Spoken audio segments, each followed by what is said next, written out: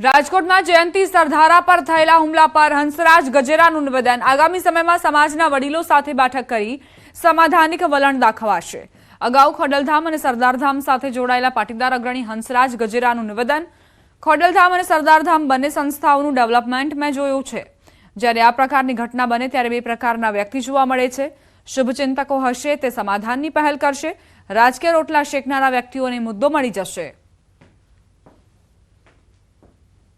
કોઈને કોઈ હવે આવડો મોટો વર્ગ છે ને નાનું મોટું કોઈ થાય તો એને તમે કોઈ રોકી ન ગઈ આપણે અત્યારે, અને એક એનો હિસ્સો છે ને આ બાજુ બધું સરખું થઈ જશે આમાં બધું। અને જ્યારે જ્યારે આવું બનતું હોય ત્યારે જાણીએ છીએ કે આની અંદર સારા લોકો છે એને ચિંતા થવાની, સમાજની બદનામી છે સમાજનું છે એની એ રીતે ચિંતા કરશે।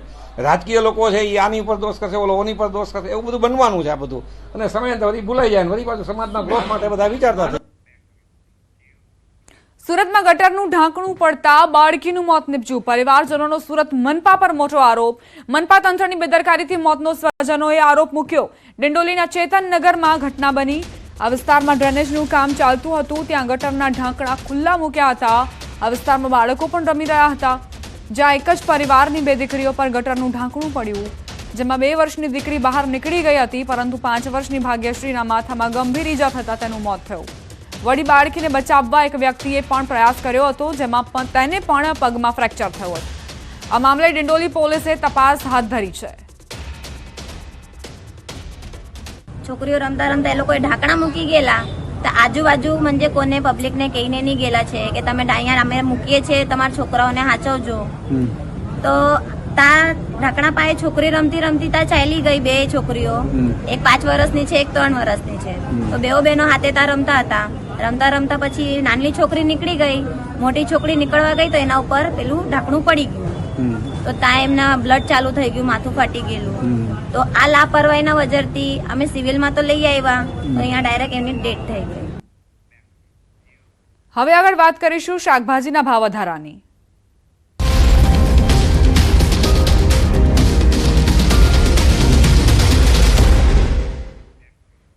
શિયાળામાં શાકભાજીમાં વિટામિન એમ મળી કોને રહ્યું છે? આ સવાલ એટલા માટે ઉદ્ભવે છે કારણ કે ખેડૂતો 3 થી 4 મહિના સુધી તનતોડ મહેનત કરી શાકભાજીનું વાવેતર કરતા હોય છે, અને જ્યારે શાકભાજીને તે જથ્થાબંધ બજારમાં વેચે છે ત્યારે ખેડૂતોને મજાક સમાન ભાવ મળે છે।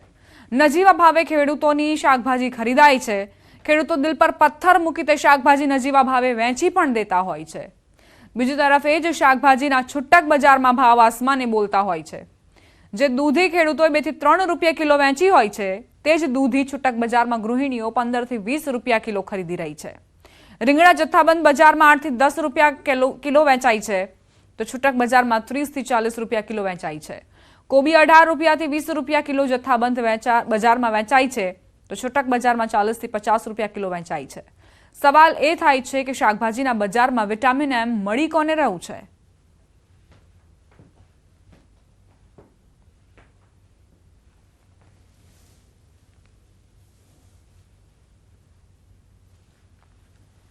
રીંગણા છે 30 થી 40 રૂપિયા કિલો, દૂધી છે 15 થી 20 રૂપિયા કિલો, મરચા 40 થી 50 રૂપિયા કિલો, કાકડી છે 30 થી 40 રૂપિયા કિલો, ભીંડો છે 50 થી 60 રૂપિયા કિલો।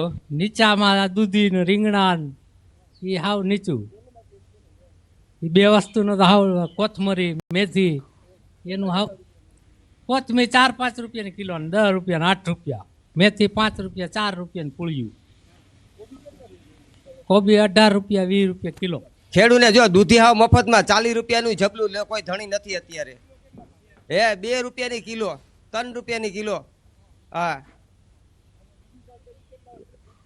બીજું શાકભાજી ફુલાવરના તો ભાવ 150 થી 200 રૂપિયા ભારીના હે, કિલોના 20 રૂપિયા।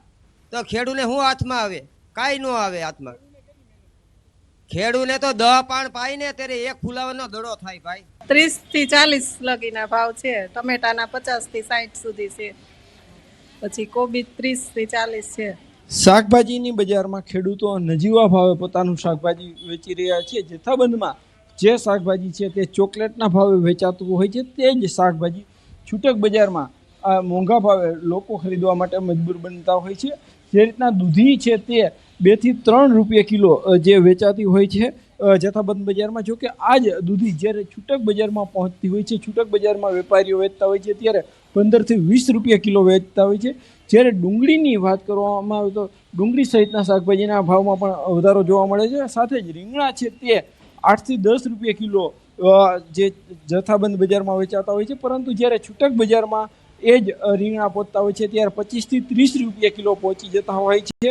આ ઉપરાંત ફ્લાવર છે તે ફ્લાવર પણ 5 થી 7 રૂપિયા જે છે 1 કિલો વેચાતું હોય છે, પરંતુ જ્યારે આ જ ફ્લાવર જ્યારે છૂટક બજારમાં જે વેચાતું હોય છે ત્યારે લોકો તેમના મોંઘા ભાવ દઈને ખરીદવા માટે મજબૂર બનતા હોય છે. એક તરફ ખેડૂતોનું કહેવું છે કે અત્યારે શિયાળાની સિઝન શરૂ થઈ ગઈ છે, ભાવ ઘટી રહ્યા છે. જોકે આ ભાવ ઘટાડોનો લાભ સીધો ગ્રાહકોને મળવો જોઈએ, પરંતુ ક્યાંક ને ક્યાંક ગ્રાહકોને નથી મળી રહ્યો. ત્યારે અહીંયા સૌથી મોટો સવાલ એ ઊભો થાય છે કે શાકભાજીમાંથી વિટામિન એમ સૌથી વધુ કોણ મેળવી રહ્યું છે. હાર્દિક જોશી, ન્યૂઝ 18 ગુજરાતી, રાજકોટ. મહત્વપૂર્ણ સમાચાર. પેન્શન ધારકો માટે રાહતના સમાચાર. ઘરે બેઠા જીવન પ્રમાણપત્ર મેળવી શકાશે. ડિજિટલ લાઈફ સર્ટિફિકેટ મેળવી શકાશે. પોસ્ટ ઓફિસના પોસ્ટમેન કે ડાક સેવકની મદદથી જીવન પ્રમાણપત્ર મેળવી શકાશે, જેમાં પેન્શન ધારકો પોસ્ટમેન અથવા પોસ્ટ ઇન્ફો મોબાઈલ એપ આ સુવિધા માટે અનુરોધ કરી શકે છે.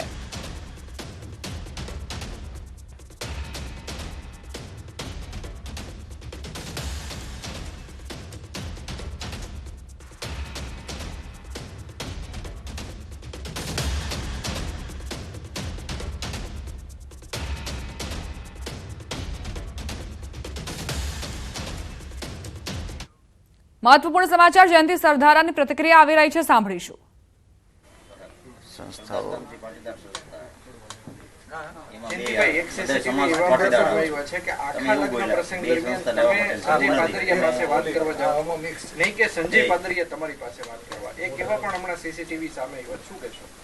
ભાઈ અમે ખોડલધામમાં સાથે હોય તો મળીએ તો હાથ મિલાવીએ જ છીએ દર વખતે. એફઆઈઆરમાં તમે એવું લખાયું સંજય પાદરિયા તમારી પાસે આવે છે, પરંતુ જે સીસીટીવી એક નવા સામે આવ્યા છે એમાં લગ્ન પ્રસંગ દરમિયાન તમે સંજય પાદરિયા પાસે જાઓ છો, નહીં કે સંજય પાદરિયા તમારી પાસે આવે છે?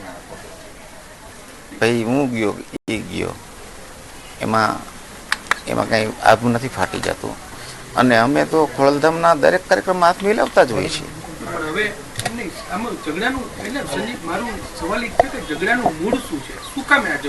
એણે મને એમ કીધું કે ખોડલધામમાંથી તમે બધો કચરો છે એ સરદારધામમાં જાઓ છો, અને જે ગદ્દારો છે એ જાય છે. એટલે મેં એને એવું કીધું ગદ્દાર બદ્દાર કંઈ હોય નહીં, બધાની ઈચ્છા પોતાની રીતે જેને ગમતું અહીંયા જાય, આમાં કઈ ફરજ ન પાડવાની હોય. સમાધાન થઈ જવું છે. મને કઈ ખબર નથી પડતી આમાં, પણ સમાધાન થવું. તો જયંતિ સરદારા જેમનું કહેવું છે કે પીઆઈ પાદરિયા મારી પાસે આવ્યા હોય કે હું પીઆઈ પાદરિયાને મળવા ગયો હોઉં તેમાં કંઈ જ ફેર નથી પડતો, પરંતુ હા મારી સાથે જે બન્યું તે યોગ્ય નથી. બીજી તરફ તેમણે એ પણ કહ્યું કે મને જે મારવામાં આવ્યો તેમાં સમાધાન થવું જોઈએ. જયંતિ સરદારાનો પીઆઈ સંજય પર આરોપ. બધા વ્યક્તિગત નિવેદન આપે છે. મારા પર સ્થળ પર જ હુમલો કરવામાં આવ્યો હતો. અમરેલીમાં 21 વર્ષની યુવતી સાથે દુષ્કર્મ. લગ્નની લાલચ આપી 4 શખ્સોએ યુવતી સાથે સામૂહિક દુષ્કર્મ કર્યાની ફરિયાદ નોંધાઈ. વડિયા પોલીસ મથકમાં 4 સામે ગુનો નોંધાયો. સામૂહિક દુષ્કર્મની ઘટનાથી સમગ્ર પંથકમાં ખળભળાટ મચ્યો છે. પોલીસે આરોપીઓની ધરપકડ કરવા કવાયત હાથ ધરી છે. સંવાદદાતા રાજન જોડાઈ ગયા છે વધુ જાણકારી સાથે. રાજન, 21 વર્ષીય યુવતી સાથે શું ઘટ્યું, શું જાણકારી? દીપા, સમગ્ર જે ઘટના છે વડિયા તાલુકાના કુકાઓ ખાતે ઘટના બની હોવાની પોલીસ ફરિયાદ ગઈકાલે રાત્રે જ નોંધાઈ છે. જેમાં એક 21 વર્ષીય યુવતી સાથે 4 વ્યક્તિઓએ સામૂહિક દુષ્કર્મ કર્યું હોય તે પ્રકારની ફરિયાદ વડિયા પોલીસ સ્ટેશનમાં નોંધાઈ છે. પોલીસ પાસેથી મળતી માહિતી મુજબ આરોપીઓ છે એ હાથવેતમાં છે, અને બપોર બાદ આ સમગ્ર મામલે પોલીસ સમગ્ર મામલાનો પર્દાફાશ કરશે કે આ ઘટના કઈ રીતે બની અને કેવા સંજોગોમાં થઈ. અત્યારે હાલ જે 4 આરોપીઓ છે તેમની વિરુદ્ધ વડિયા પોલીસ સ્ટેશનમાં ફરિયાદ નોંધવામાં આવી છે.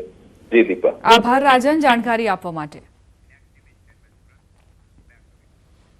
સુરત જિલ્લામાં માનસિક વિકલાંગ સગીરા પર દુષ્કર્મ મામલે બારડોલી સેશન્સ કોર્ટે ચુકાદો આપ્યો. આરોપી કુલદીપ રામાપતિ ગૌતમને 35 વર્ષની સખત કેદ ફટકારાઈ. સુરતના 5મા એડિશનલ જજ આરપી મોગેરાએ ઐતિહાસિક ચુકાદો સંભળાવ્યો. આરોપીના કેસની ટ્રાયલ બારડોલીની સેશન્સ કોર્ટમાં ચાલી રહી હતી. ફરિયાદી તરફે સરકારી વકીલ નિલેશ પટેલ દ્વારા ધારદાર રજૂઆત કરાઈ હતી. આરપી મોગેરા સાહેબે સદર આરોપીને કસૂરવાર ઠેરવી પોક્સો એક્ટની કલમ 4(2) મુજબ 35 વર્ષની સજા અને ₹15,000નો દંડ તથા પોક્સો એક્ટની કલમ 6 મુજબ 20 વર્ષની સજા અને ₹10,000નો દંડ અને પોક્સો એક્ટની કલમ 8 મુજબ 5 વર્ષની સજા અને ₹5,000નો દંડ કરેલ છે. એમાં કે આ ભોગ બનનાર જે હતી તે સગીર વયની હતી અને મંદબુદ્ધિની હતી. એની જુબાનીને ધ્યાને લેવા માટે મેડિકલ પેપર્સોને ધ્યાને લઈને સજા કરવામાં આવી. રોકાઈશું એક નાનકડા વિરામ માટે. આપ જોતા રહો ન્યૂઝ 18 ગુજરાતી.